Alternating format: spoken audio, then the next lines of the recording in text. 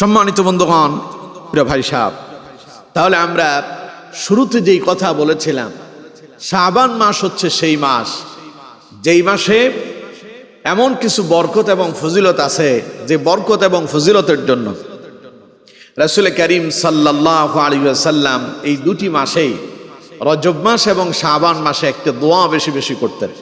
সেই দোয়াটি আল্লাহুম্মা বারিক লানা ফি রজব ওয়া শাবান ওয়া বাল্লিগনা রমাদান। পারেন না আপনারা?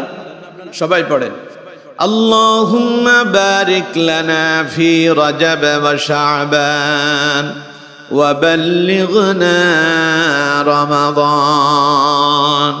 প্রিয় বন্ধুগণ, রাসূল করিম সাল্লাল্লাহু আলাইহি ওয়াসাল্লাম এই মাসে এই দোয়াটা বেশি বেশি পড়তেন। রাসূলুল্লাহ আল্লাহর দরবারে দোয়া করতেন, হে আমার রব, আল্লাহুম্মা বারিক লানা ফি রজব ওয়া শাবান, আপনি আমাকে রজব মাস এবং শাবান মাসের বরকত দান করেন, এমনকি ওয়া বাল্লিগনা রমাদান, আর রমাদান পর্যন্ত আপনি আমাদেরকে উপনীত করে দেন। পড়েন সুবহানাল্লাহ। এই দোয়া আমরা কেমনে পড়বো? ওই যে উনি বললেন যে নামাজ শেষ করে হুজুর উঠে যায়, এই দোয়া পড়ে না, বলছে না?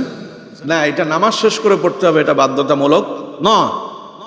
এই দোয়া যার যার যখনই যার মনে পড়বে, আপনি যেখানেই আছেন, যে ইমাম সাহেব পড়লে আমি পড়বো, নাই পড়বো না, ইমাম সাহেব পড়ে না কেন, এটা কারোর উপরে কোনো ফরজ নয়, কারোর উপরে চেপে দেওয়া যাবে না। আমরা এটাকে আমল মনে করে যার যার অবস্থান থেকে আমরা যখন যেখানেই থাকি মনে পড়লেই এটা আমরা বেশি বেশি তিলাওয়াত করব। পারবো তো ইনশাআল্লাহ? আল্লাহ তাআলা আমাদেরকে তৌফিক দান করুন, পড়ুন আমিন।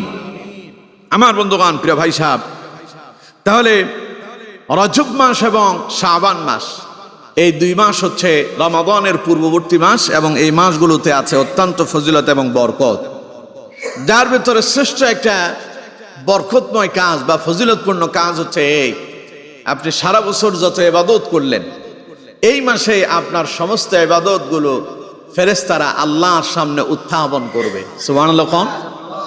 রাসূল করিম সাল্লাল্লাহু আলাইহি ওয়াসাল্লামকে রাসূলুল্লাহর একজন সাহাবী উসামা ইবনে যায়েদ রাদিয়াল্লাহু তাআলা আনহু রাসূলুল্লাহকে এই মাসে অধিক পরিমাণে রোজা রাখতে দেখে তিনি রাসূলুল্লাহর প্রশ্ন করলেন। হযরত যায়েদ ইবনে উসামা ইবনে যায়েদ রাদিয়াল্লাহু তাআলা আনহু তিনি রাসূল করিম সাল্লাল্লাহু আলাইহি ওয়াসাল্লামকে প্রশ্ন করলেন, ইয়া রাসূলুল্লাহি সাল্লাল্লাহু আলাইহি ওয়াসাল্লাম, লাম আরাকা তাসুমু শাহরাম মিনাশ শুহুরি মা তাসুমু মিন শাবান। হযরত উসামা রাসূলুল্লাহর বললেন, ইয়া রাসূলুল্লাহ সাল্লাল্লাহু আলাইহি ওয়াসাল্লাম, আমি লক্ষ্য করেছি আপনি শাবান মাসে যেই পরিমাণ রোজা পালন করেন, অন্য কোন মাসে তো আপনি এই পরিমাণ রোজা পালন করেন না, এর কারণ কি?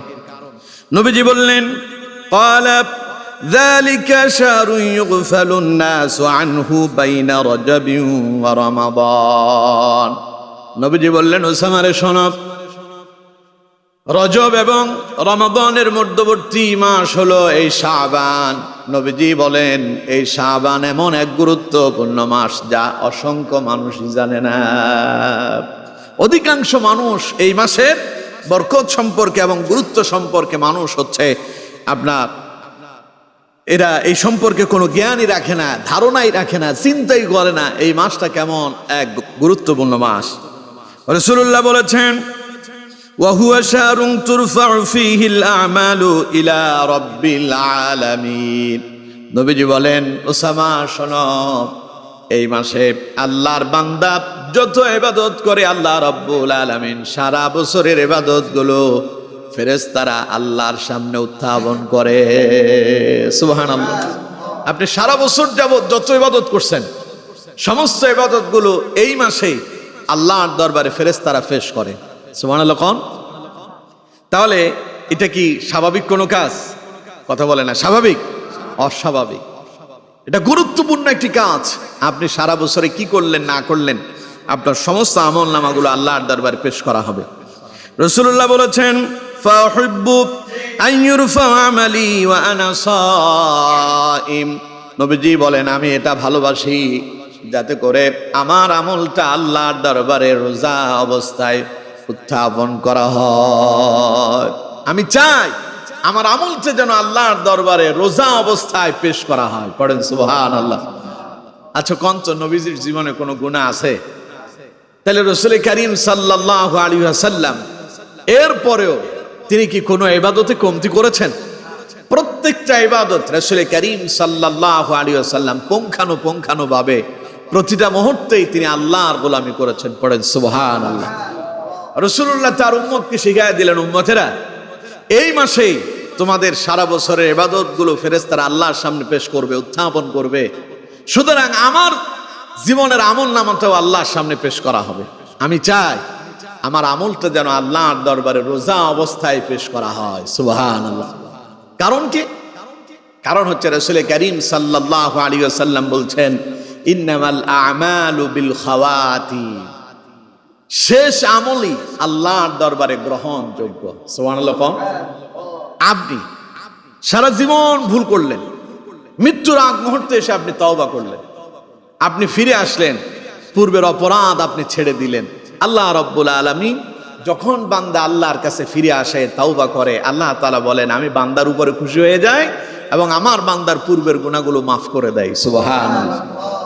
সূরা ফুরকানে আল্লাহ রাব্বুল আলামিন বলছেন, ইল্লা মান তাবা ওয়া আমানা ওয়া আমিলা আমালান সালিহান ফাউলাইকা ইউবাদদিলুল্লাহু সাইয়্যাতিহিম হাসানাত ওয়া কানাল্লাহু গফুরার রহিমা। পড়েন আল্লাহু আকবার। আল্লাহ তাআলা বলছেন, হে দুনিয়ার মানুষেরা শোনো, যেই ব্যক্তি আমার কাছে তাওবা করলো, ওয়া আমানা, পূর্বের যে অন্যায় করছে, অপরাধ করছে, সেখান থেকে আমার কাছে তাওবা করলো, আমার প্রতি ঈমান আনয়ন করলো, ওয়া আমিলা আমালান সালিহা, এবং এরপরে সে আমল সালেহ করলো, আল্লাহ পাক বলেন ফাউলাইকা ইউবাদদিলুল্লাহু সাইয়্যাতিহিম হাসানাত, আমি আল্লাহ রাব্বুল আলামিন তার পূর্বের সমস্ত অপরাধগুলোরে নেক দিয়া পরিবর্তন করে দেয়, গুনাহগুলোরে নেকি দিয়া পরিবর্তন করে দেয়। সুবহানাল্লাহ কইলেন না তো? আপনি করছেন কি? গুনাহ। আপনি করছেন কি? গুনাহ। কিন্তু আল্লাহ রাব্বুল আলামিন যখন আপনি তাওবা করবেন, সেই গুনাহটারে আল্লাহ নেকি দিয়া পরিবর্তন করে দেবেন। সুবহানাল্লাহ। এইজন্য আমার বন্ধুগণ, রাসূল করিম সাল্লাল্লাহু আলাইহি ওয়াসাল্লাম বলছেন, যার শেষ কথা হবে লা ইলাহা ইল্লাল্লাহ দাখালাল জান্নাহ। নবীজি বলেন, যার শেষ কথা হবে লা ইলাহা ইল্লাল্লাহ, আল্লাহ পাক তারে দেবেন জান্নাত। সুবহানাল্লাহ। একটা মানুষ সারা জীবন আল্লাহর প্রতি বিশ্বাস করেনি, ঈমান আনয়ন করেনি, কিন্তু জীবনের শেষ সময়ে সে মৃত্যুর পূর্ব মুহূর্তে কালেমা পড়লো, ঈমান আনয়ন করলো, আল্লাহর প্রতি বিশ্বাস করলো, রাসূলুল্লাহ বলেন আল্লাহ পাক তার গুনাহগুলো মাফ করে তারে জান্নাতে প্রবেশ করায়া দেবেন। সুবহানাল্লাহ। এই জন্য শেষ প্রতিটা জীবনের প্রতিটা মুহূর্তকে মনে করতে হবে জীবনের শেষ মুহূর্ত, এটাই জীবনের শেষ সময়। এই জন্য আমার বন্ধুগণ, শাবান মাসে যেহেতু বান্দার আমল নামাগুলো আল্লাহর দরবারে পেশ করা হয়, ফেরেশতারা আল্লাহর সামনে উত্থাপন করেন, এই জন্য রাসূল করিম সাল্লাল্লাহু আলাইহি ওয়াসাল্লাম বলছেন, ফাউহিব্বু আন ইউরফা আমালি ওয়া আনা সাইম, আমি চাই, আমি ভালোবাসি, আমি পছন্দ করি আমার আমলটা যখন আল্লাহর দরবারে উত্থাপন করা হবে, পেশ করা হবে, আল্লাহর দরবারে যেন আমার আমলটা রোজা অবস্থায় পেশ করা হয়। সুবহানাল্লাহ। তাহলে আমার বন্ধুগণ, এবার বলেন, শাবান মাসে আমাদেরও আমল করার দরকার আছে না নাই? আরো জোরে বলতে হবে, আছে না নাই? আমার বন্ধুগণ, প্রিয় ভাই সাহেব, তাইলে শাবান মাসে আমরা কি আমল করি? শাবান মাসে আমাদের একটা আমল, যেহেতু রাসূল করিম সাল্লাল্লাহু আলাইহি ওয়াসাল্লাম এই মাসে রোজা পালন করতেন, তাহলে আমরাও এই মাসে নফল রোজা বেশি বেশি পালন করার জন্য চেষ্টা করব। পারবো তো ইনশাআল্লাহ? আমার বন্ধুগণ, মা আয়েশা সিদ্দিকা রাদিয়াল্লাহু তাআলা আনহা থেকে একটি হাদিস এসেছে, যা সুনানে আন-নাসাঈর ভেতরে এসেছে, 2354 নম্বর হাদিস।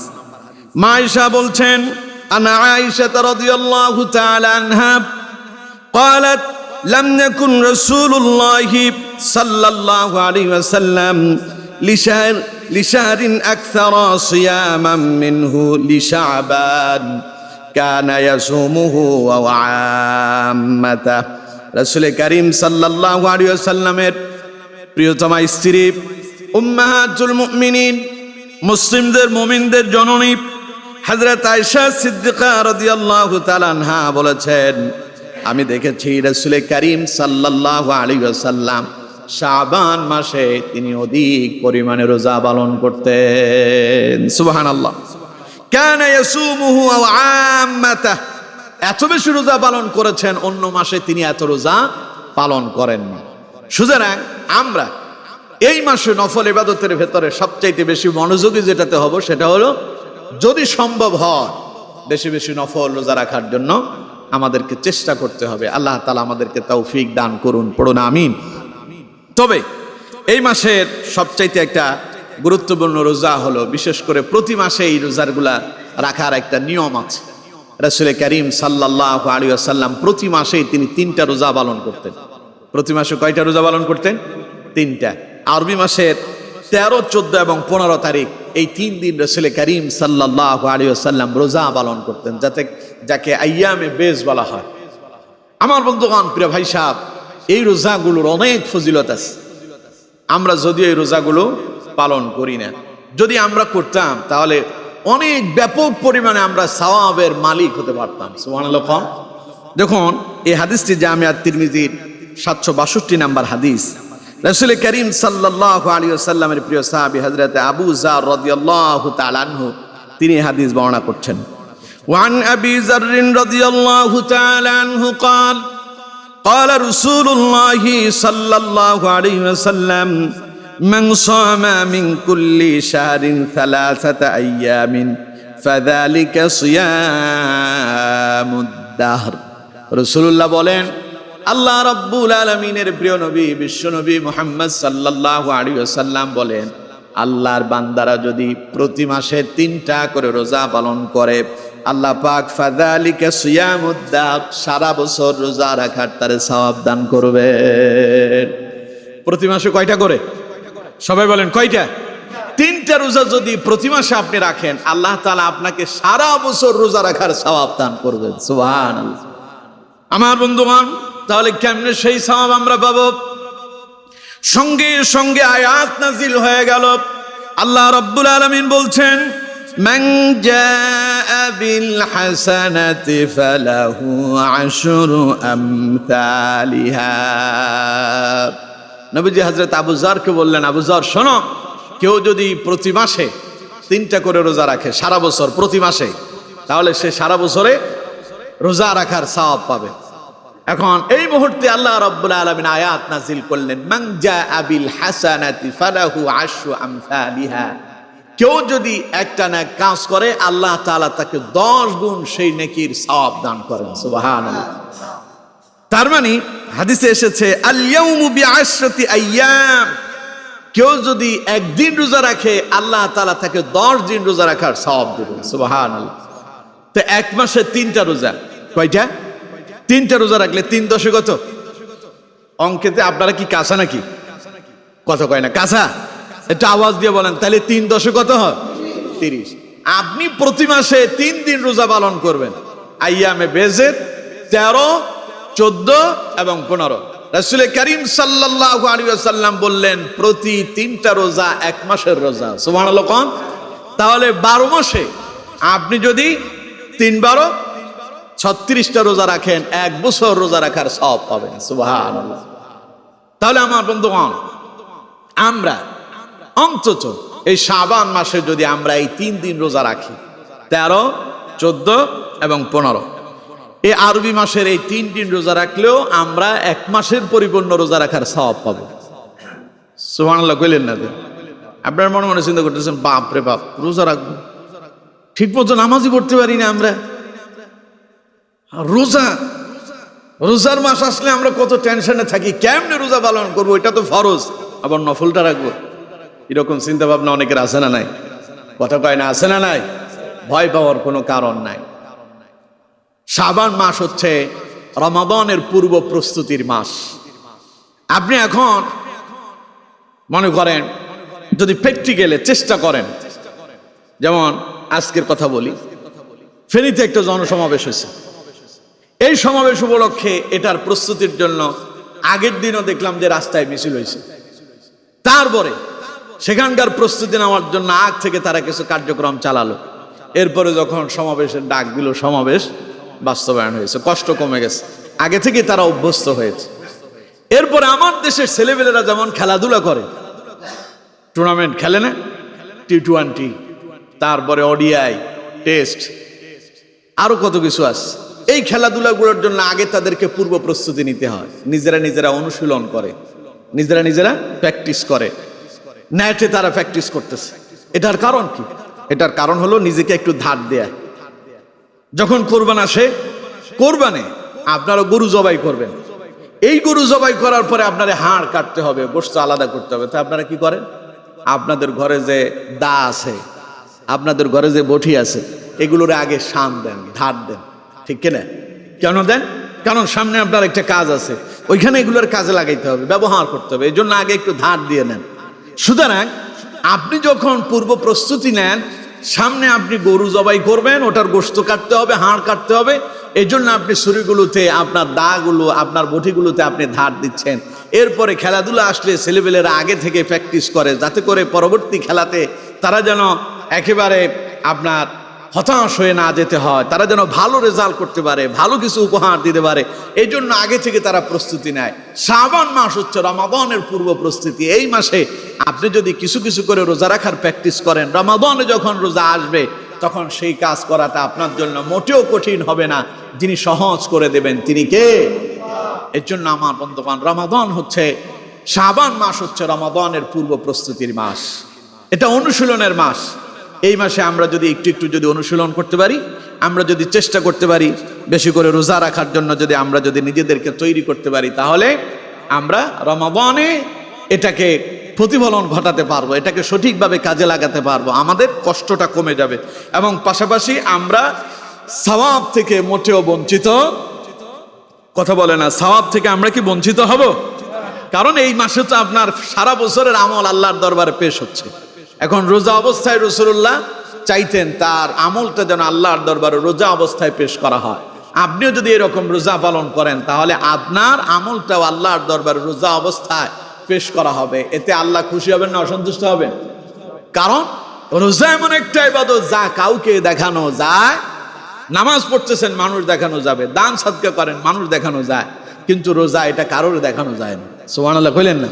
তখন আল্লাহ তাআলা খুশি হন যে আমার বান্দা শুধুমাত্র আমাকে দেখানোর জন্য রোজা পালন করেছে, পৃথিবীর কাউকে দেখানোর জন্য নয়। আল্লাহ তাআলা আপনার আমল নামাটা দেখে তিনি সন্তুষ্ট হয়ে যাবেন। সুবহানাল্লাহ।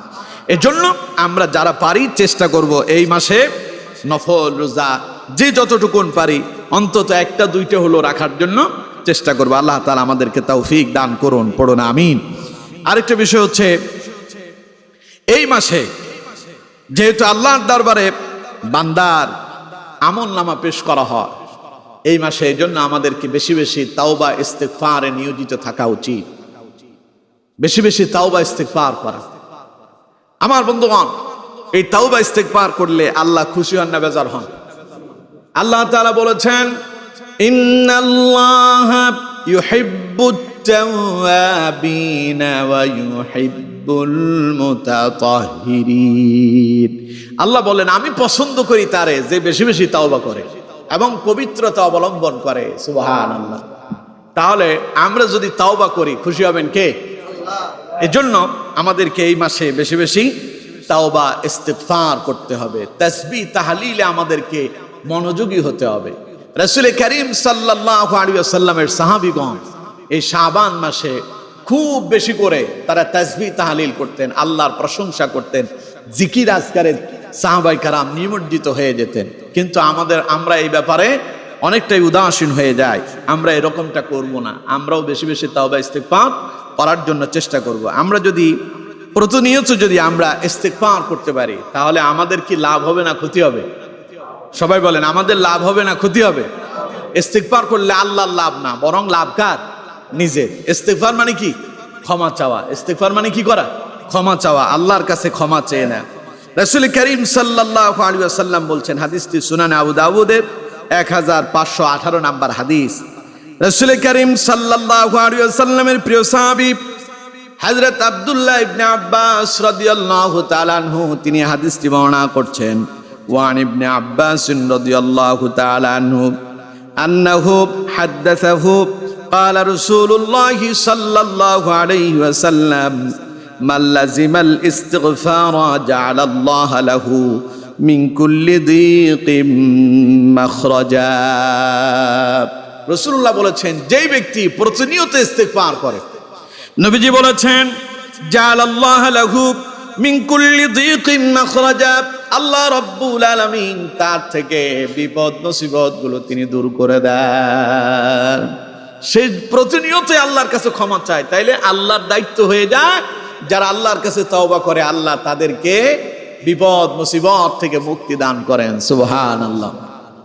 শুধু তাই নয়, ওয়া মিন কুল্লি হাম্মিন ফারাজা, যে ব্যক্তি প্রতিনিয়ত ইস্তিগফার করবে, রাসূল করিম সাল্লাল্লাহু আলাইহি ওয়াসাল্লাম বলছেন আল্লাহ রাব্বুল আলামিন তার সকল প্রকারের দুশ্চিন্তাগুলো থেকে তারে মুক্তি দান করবে। আমরা দুশ্চিন্তায় পড়ি না, কথা কয় না, পড়েন না, হতাশ হয়ে যায়, দুশ্চিন্তায় পড়ে যায়।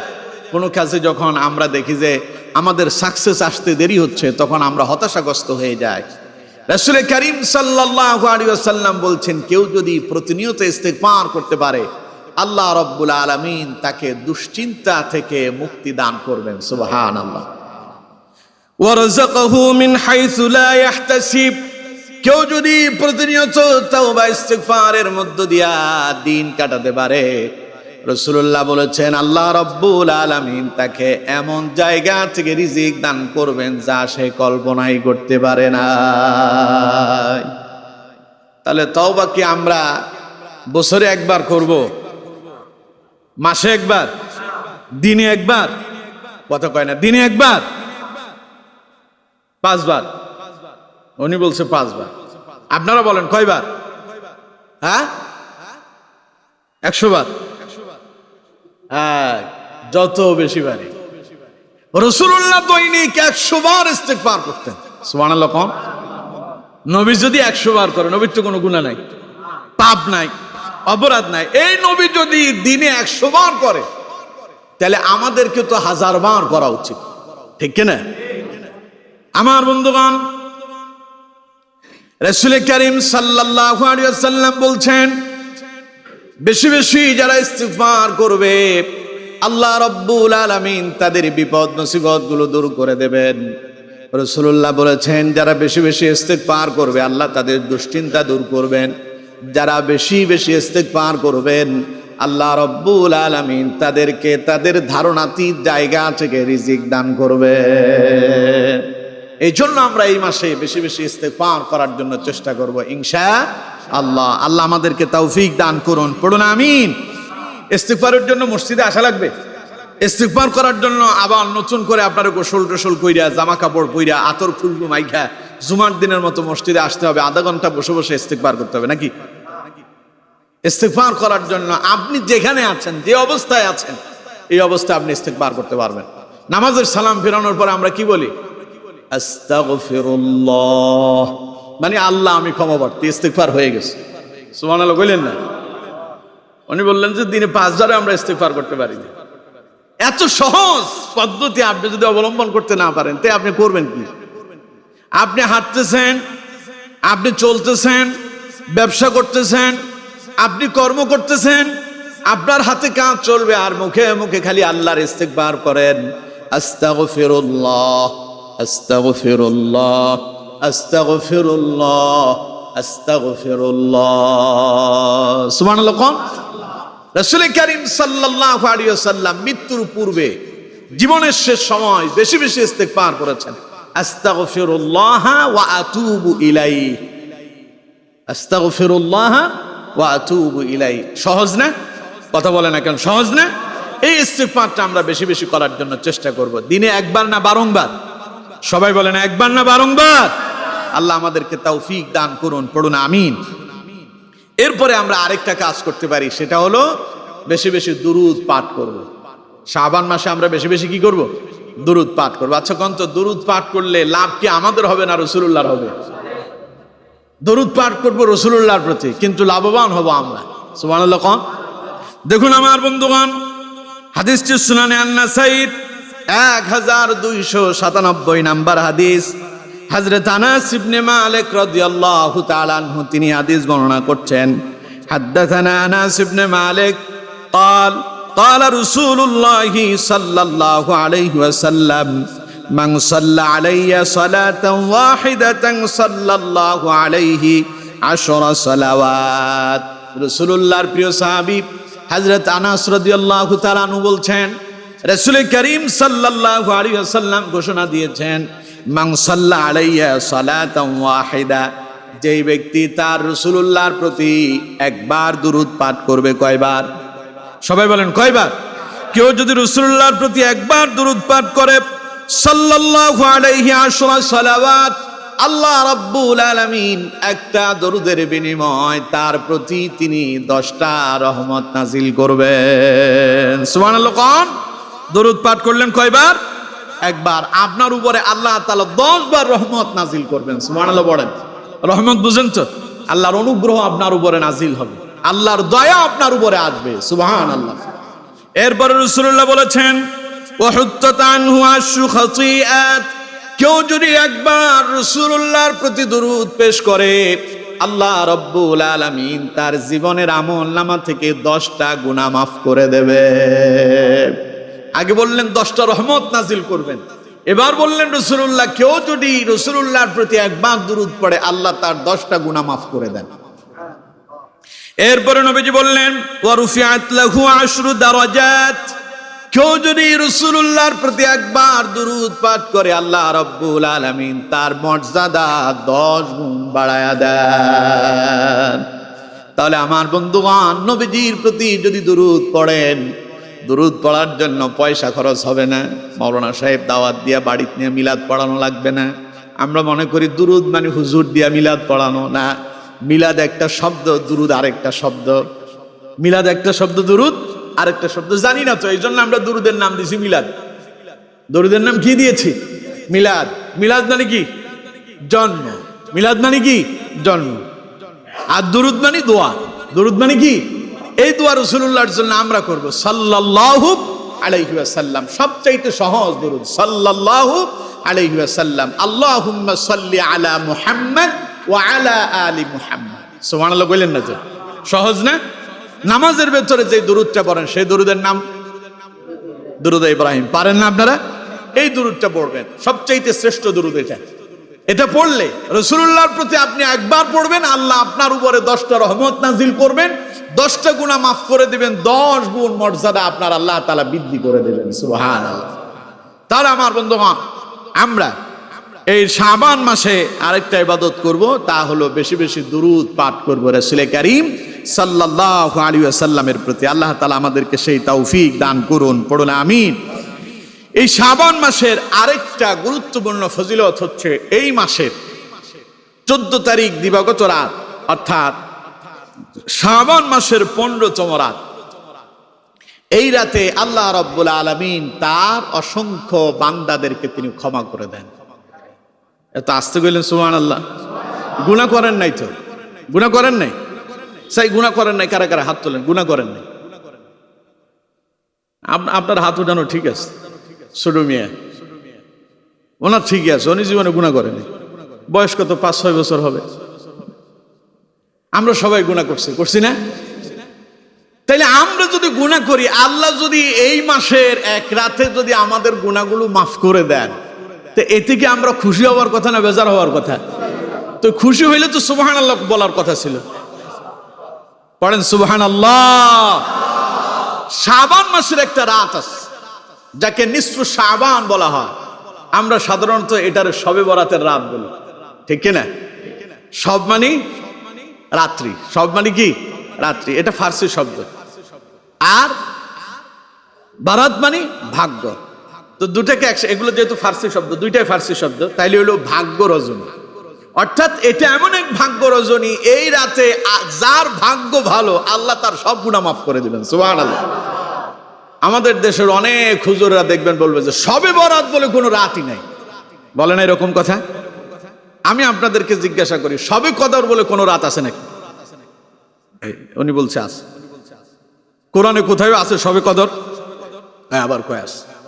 কোথায় আছে? তো লাইলাতুল কদরে না আছে, শবে কদর আছে? শবে কদর বলে কোনো কথা কোরআনে নাই, হাদিসেও নাই। কি আছে? লাইলাতুল কদর। আচ্ছা, নামাজ বলে কোনো শব্দ কোরআন হাদিসে আছে?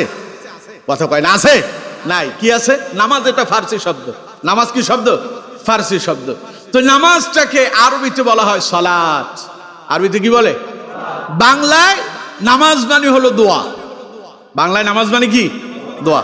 এখন যারা বলে যে শবে বরাত বলে কোনো কথা কোরআন হাদিসে নাই, আমরা তো বলি যে নামাজ বলেও কোনো কথা কোরআন হাদিসে নাই।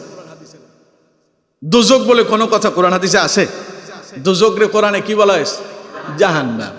আচ্ছা, বেহেশত বলে কোনো শব্দ কোরআন হাদিসে আছে? এটাকে কি বলা হয়েছে? জান্নাত। এগুলো কোরআন এবং হাদিসের ভাষা। বেহেশত এটা ফার্সি শব্দ, দোজক এটাও ফার্সি শব্দ, কিন্তু কোরআনের ভাষায় একটা হলো জান্নাত আর একটা কি? জাহান্নাম। রোজা এটাও ফার্সি শব্দ, এটা কোরআনে আছে? কোরআনে কি আছে? সওম অথবা সিয়াম। সওম অথবা সিয়াম। সুবহানাল্লাহ বললেন না? তাহলে যারা বলেন যে শবে বরাত নাই, আমরা তো বলি যে নামাজও নাই। তাইলে শব্দটা আমাদের দেশের আঞ্চলিক ভাষায় আমরা যারে পানি বলি, ওইটারে উর্দুতে যদি ধরেন তাইলে এটা হয়ে যাবে মধু। উর্দুতে পানিরে কি কয়? মধু বলে। আপনি যখন পানি বলবেন তখন এটা শব্দের অর্থ হয়ে যাবে কি? মধু। আর বাংলায় বললে জল। কেন আপনারা কেউ জল বলেন? এখন আমাদের দেশে এরকম কিছু শব্দ ঢুকে পড়ছে, ফার্সি শব্দ অনেকগুলো আমাদের ভাষার সঙ্গে মিল আছে। এগুলো আমাদের দেশীয় ভাষার ভেতরে প্রবেশ করেছে, অনুপ্রবেশ যারে কয় আর কি। আমার বন্ধুগণ, সেই সুবাদে এই নিসফু শাবানকে লাইলাতুল বারাত বলার দরকার ছিল।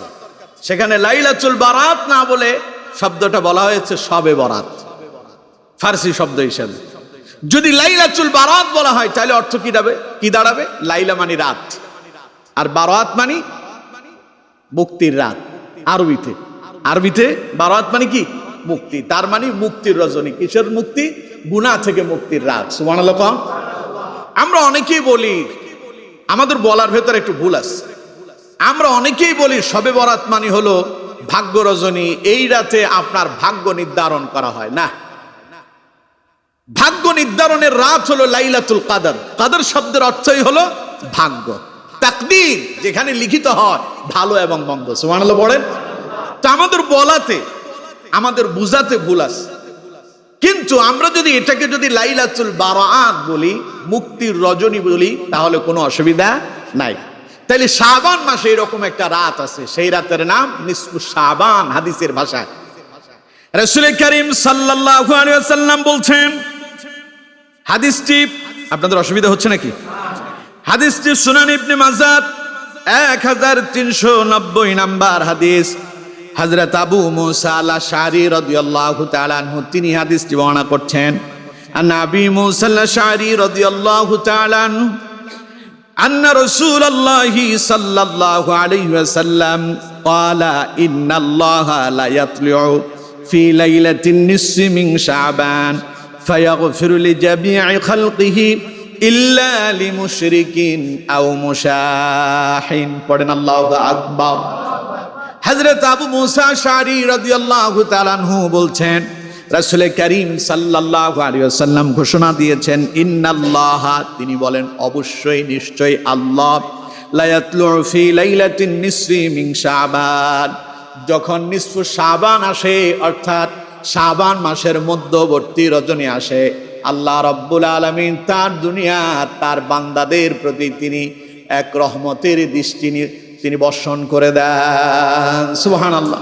তিনি তার বান্দাদের প্রতি রহমতের দৃষ্টি দিয়ে তাকান। সুবহানাল্লাহ বলেন না তো? রাসূলুল্লাহ বলেছেন, ফায়াগফিরু লিজামি'i খালকিহি, তিনি তার বান্দাদের দিকে রহমতের দৃষ্টি দিয়ে তাকান, আর সেই রাতে তিনি তার বিশ্ব জগতের সমস্ত মাখলুকদেরকে তিনি ক্ষমা করে দেন। তবে ইল্লা, তারা ব্যতীত, লিমুশরিকিন আও মুশাহিন, দুই দুই শ্রেণীর লোকদেরকে এই রাতে ক্ষমা করা হয় না। নবীজি বলেন, এক হলো মুশরিক আর দ্বিতীয় নাম্বার হলো হিংসুক। যারা মানুষকে হিংসা করে এবং যারা আল্লাহর সঙ্গে শিরিক করে, এই দুই শ্রেণীর লোক ছাড়া আল্লাহ রাব্বুল আলামিন তার সব বান্দাদেরকে মাফ করে দেন। মুশরিক কারে বলে? মুশরিক মানে হলো, মুশরিক কিন্তু মুসলমানের ভিতরেও থাকে, মুমিনদের ভিতরেও মুশরিক আছে। মুশরিক হলো তারা আল্লাহর সঙ্গে অন্য ইলাহকে অংশীদার স্থাপন করে যারা। নাউজুবিল্লাহ বলেন। আমাদের দেশে এরকম মানুষ আছে না নাই? নিজেরা মুমিন দাবি করে, মুসলমান দাবি করে, কিন্তু আল্লাহর জায়গায় অন্যকে স্থান দেয়। পীরের কাছে গিয়া সেজদায় অবনত হয়, মাজারে গিয়া সেজদা দেয়, পীরের কাছে গিয়া সন্তান কামনা করে। কন্ত দেখি সন্তান দেওয়ার মালিককে, সেজদা পাওয়ার মালিককে। এবার কন্ত দেখি সাহায্য চাইতে হবে কার কাছে? আপনি আল্লাহকে বাদ দিয়া যদি মানুষের কাছে যান, সন্তান যদি মানুষের কাছে চান, আপনি যদি অন্য মানুষকে সেজদা দেন, তার মানে বুঝতে হবে মুমিন হওয়ার পরে আপনি মুশরিক হয়ে গেলেন। এই মুশরিক লোকদের এই রাতে আল্লাহ রাব্বুল আলামিন তাদেরকে ক্ষমা করে দেন না, তারা ক্ষমা পায় না, তারা বঞ্চিত হয়ে যায়। সুতরাং আমার বন্ধুগণ, রাসূলুল্লাহ বলেছেন এই নিসফুস শাবানের রজনীতে আল্লাহ পাক তার ওই সমস্ত বান্দাদেরকে ক্ষমা করে দেন যারা আল্লাহর সঙ্গে শিরিক স্থাপন করে নাই এবং একজন আরেকজনকে হিংসা করে নাই। আমাদের দেশে হিংসা আছে না নাই? আরো জোরে বলেন, আছে না নাই? কম না বেশি? এখন দেখা যাবে খুব তাড়াতাড়ি, যেহেতু সামনে ইলেকশন, কি হিংসা! একজন আরেকজনের মানে সমাবেশ, একজন আরেকজনের বাড়িতে যায়, ভোট চায়, হিংসায় জ্বলে পুড়ে যায়, ওরে পিটাইয়া মেরে ফেলে। আছে না নাই? ঘটনাগুলো আমাদের দেশে ঘটতেছে না? আহারে কি হিংসা! এত হিংসার দরকার কি? আপনি আরেকজনের জন্য, আমি গত জুমাতেও বলেছিলাম, আমরা সবাই এখানকারই লোক, ঠিক কিনা? আমরা মরার পরে একজন আরেকজনের জন্য, বিপদে আমরা একজন আরেকজনের পাশে থাকবো। নেতারা কিন্তু আমাদের কাছে আসবেন। তা আপনি নেতারে ক্ষমতায় নেওয়ার জন্য আপনি আপনার প্রতিবেশী একজন মানুষের উপর মাথার উপর বাড়ি দিলেন, একটা মানুষকে হত্যা করলেন। এখন অপরাধটা কি আপনার নেতার হইল না আপনার হইল? কথা কয় না, আপনার নিজেরই হইল। কেন আপনি অপরাধটা করবেন? আপনি কেন অন্যায়ভাবে একজন মানুষকে হত্যা করতে যাবেন? আপনি কেন অন্যায়ভাবে আরেকজনের ঘাড়ের উপর আঘাত করতে যাবেন? তারে তার কাজ করতে দেন, আপনার কাজ আপনি করেন। হিংসা বিদ্বেষ ছড়া কখনো মানুষের মনেও জায়গা করা যায় না, আল্লাহর প্রিয় হওয়া যায় না। আরেকজন পোস্টার লাগাইলো, আপনি ওইটা ছেড়ে ফেললেন। ব্যানার টানালো, আপনি ওইটা খুলে আপনারটা লাগাই দিলেন। বিলবোর্ড লাগালো, আপনি ওইটা ফেলে দিলেন, আপনারটা লাগালেন। কি লাভ হইল? কেউ যদি আপনার মনের ভেতরে যদি কারো যদি স্থান হয়ে যায়, ওইটা বিলবোর্ডের প্রয়োজন হয় না। পোস্টার ছেড়ে আপনি আরেকজনের মন থেকে তাকে আলাদা করতে পারবেন না। পারবেন? আচ্ছা, আমি আপনাদেরকে প্রশ্ন করি, রাসূল করিম সাল্লাল্লাহু আলাইহি ওয়াসাল্লামকে আমরা কেউ দেখেছি? রাসূলুল্লাহ সাহাবীদেরকে আমরা দেখছি, কিন্তু কন্ত নবী এবং নবীর সাহাবীদের প্রতি আমাদের ভালোবাসা আছে না নাই? কেউ যদি আমাদেরকে পিটায়া মেরেও ফেলে, প্রয়োজনে আমরা মরে যাবো, এরপরে অন্তর থেকে আল্লাহ এবং রাসূল তার সাহাবীদের ভালোবাসা আমাদের অন্তর থেকে কেউ আলাদা করতে পারবে? তা আপনি একটা বিলবোর্ড টানালো, একটা ব্যানার টানালো, এরপরে একটা পোস্টার লাগালো, আপনি ওইটা ছেড়ে কি মানুষের মন থেকে তারে আলাদা করতে পারবেন? কেন আপনারা এইসব করতেছেন? এই হিংসা বিদ্বেষ কেন করছেন? এই হিংসা করে শবে বরাতের রাতে মাথায় টুপি দিয়া, পাঞ্জাবি গায়ে দিয়া, জায়নামাজ একখান হাতে নিয়া সারা রাত এসে যদি নামাজ পড়েন, কাম হবে না। কারণ হিংসুকের ইবাদত এই রাতে আল্লাহ কবুল করবেন না। হিংসুককে আল্লাহ এই নিসফু শাবানের রাতে ক্ষমা করবেন না। নাউজুবিল্লাহ বললেন না তো? তাহলে আমার বন্ধুগণ, রাসূল করিম সাল্লাল্লাহু আলাইহি ওয়াসাল্লামের ভাষায় এই নিসফু শাবানের রজনীতে আল্লাহ তাআলা তার বান্দাদের প্রতি একান্ত মনোনিবেশন করেন। রাসূলুল্লাহ বলেছেন, ইন্নাল্লাহা লা ইয়াতলিউ ফি লাইলাতিন নিসফি মিন শাবান। নবীজি নিসফু শাবানের রাতে আল্লাহ রাব্বুল আলামিন তার বান্দার প্রতি আত্মপ্রকাশ করেন, এই ঘোষণা দিয়েছেন, ফায়াগফিরু লিজামিই খালকিহি। আল্লাহ তার সমস্ত সৃষ্টি জগৎকে ক্ষমা করে দেন, ইল্লা লিমুশরিকিন আও মুশাহিন। দুই শ্রেণীর মানুষ ক্ষমা পায় না, এক হলো যারা হিংসুক আর দুই হলো যারা মুশরিক। সুতরাং যদি আল্লাহর সঙ্গে শিরিক করেন এই রাতে ক্ষমা পাবেন না। আর যদি আপনি হিংসা করেন তাহলে ক্ষমা পাবেন না। তাহলে এই রাতে ক্ষমা পাওয়ার জন্য আমাদেরকে যেই কাজ করতে হবে, শিরিক যদি করে থাকি এখনই তাওবা করতে হবে। আর আমরা যদি হিংসা করে থাকি অন্তর থেকে হিংসা ঝেড়ে ফেলে মসজিদে আমাদেরকে পবিত্র হয়ে যেতে হবে। পারবো তো ইনশাআল্লাহ? তাহলে সামনেই তো সেই নিসফু শাবান, আগামী 4 তারিখ, আগামী 4 তারিখ দিবাগত রাত, শাবান মাসের 15তম রাত, অর্থাৎ যেটাকে আপনারা শবে বরাত বললে চেনেন। এই নিসফু শাবানের রজনীতে আমরা কি করব? যার যার অবস্থার আলোকে, আল্লাহ যেহেতু ক্ষমা করবেন। অনেকে বলে এই রাতে ইবাদতই করা যাবে না, না, এটা ভুল কথা। ইবাদতের জন্য কোনো সময় নির্ধারিত নয়, যখনই মনে চায় তখনই করবেন। আল্লাহ ক্ষমা করতেছে, আপনি আল্লাহর কাছে যান। রাসূলুল্লাহ বলতেছেন যে আল্লাহ রাব্বুল আলামিন শাবান মাসে তিনি তার বান্দার আমল নামাগুলো আল্লাহর কাছে পেশ করা হয়। এই জন্য রসুল বলেন আমি রোজা পালন করি, আমি পছন্দ করি আমার আমলটা আল্লাহর কাছে রোজা অবস্থায় পৌঁছায় যায়। সুতরাং আপনাকে এই রাতে যেহেতু আল্লাহ তার বান্দাদেরকে ক্ষমা করতেছেন, এই জন্য ক্ষমা পাওয়ার জন্য আপনিও তাওবা ইস্তেগফার করে এই রাতে আল্লাহর কাছে দোয়া করবেন। পারবেন তো ইনশাআল্লাহ? তবে এই রাতে আরো কিছু ফাহিশা কাজ আছে যেগুলো ইসলাম অ্যাকসেপ্ট করে না। বিশেষ করে আতশবাজি ফোটানো, বিভিন্ন কবরস্থানে ঝুনিবাতি লাগানো, সেখানে গিয়ে আবার সারা রাত ধরে মোমবাতি আগরবাতি দিয়ে জিয়ারতে ব্যস্ত হয়ে যাওয়া, আছে না এরকম?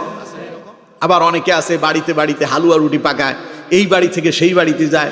কেউ কেউ বলে প্রতি হালুয়া রুটি, প্রত্যেক রুটি বানাইলেই নাকি গুনাহ মাফ হয়। নাউজুবিল্লাহ বললেন না? মানুষের চিন্তা ভাবনা কোথায় গেল?